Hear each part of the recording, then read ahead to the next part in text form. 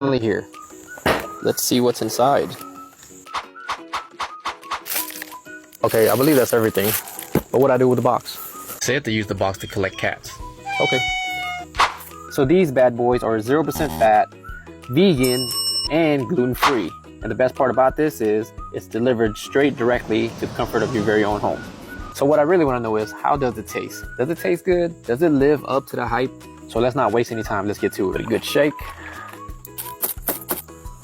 Let's give it a taste. And as always, cheers.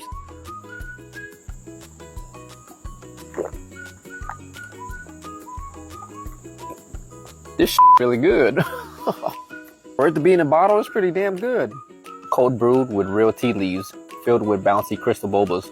I could definitely taste the boba. There's a lot of boba in here. It's really, really good. You know what I like about this? It's very refreshing. Black tea tastes like grass jelly. It definitely reminds me of childhood for sure, and I really like that a lot. So if you guys want to give this drink a try, and I highly recommend it, check out fsdrinks.com. Use my coupon code MrBunaV at checkout for 10% discount. See y'all next time.